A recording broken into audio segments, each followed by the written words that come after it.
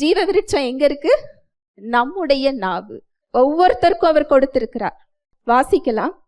நீதிமொழிகள் 15:4. ஆரோக்கியமுள்ள நாவு ஜீவ விருட்சம், நாவின் மாறுபாடோ ஆவியை நொறுக்கும். ஆரோக்கியமுள்ள நாவு ஜீவ விருட்சம். எதை மனிதன் உட்கொண்டு நித்திய காலமாக பாவத்தில் இருக்கக்கூடாது என்று வெளியேற்றினாரோ, இன்றைக்கு அதை நாம் பெற்றுக்கொள்ளக்கூடிய இடத்துல அவர் நம்ம என்ன செய்திருக்கிறார்? வைத்திருக்கிறார். இந்த ஆரோக்கியமுள்ள நாவு அப்படிங்கிறது எபிரேய மொழியில அர்த்தம் என்ன அப்படின்னா, குணப்படுத்துகிறது, விடுதலை கொடுக்கிறது, சுகம் கொடுக்கிறது, ஆரோக்கியம் கொடுக்கிறது.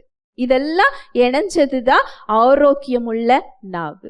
மறுபடி சொல்றேன், குணப்படுத்துகிறது, விடுதலை கொடுக்கிறது, சுகப்படுத்துகிறது, ஆரோக்கியம் கொடுக்கிறது.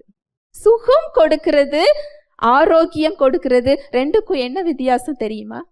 சுகம் கொடுக்கிறது அப்படிங்கிறது ஒரு நோயில ஒரு ப்ராசஸ்ல நமக்கு என்ன வரும்? சுகம் வரும். கீழே விழுந்து காலில் அடிபட்டிருந்தா அந்த பொண்ணு ஒரு ப்ராசஸ்ல என்ன செய்யும்? ஆற ஆரம்பிக்கும்.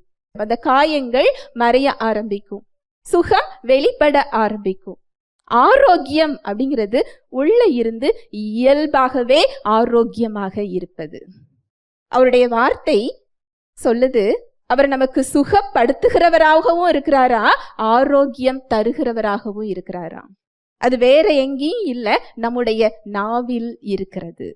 விடுதலை கொடுக்கிறது, நம்மை குணப்படுத்துகிறது. இந்த வார்த்தைகளை நீங்க பேச பேச அந்த ஜீவ விருட்சத்தின் கனியாகிய வாழ்வு நம்ம கிட்ட என்ன செய்ய ஆரம்பிக்குமா? வெளிப்பட ஆரம்பிக்கும். தேவன் நம்மை இந்த விதமாக தான் அவர் என்ன செய்திருக்கிறார்? படைத்திருக்கிறார். ஹல்லேலூயா, பிரைஸ் தி லார்ட்.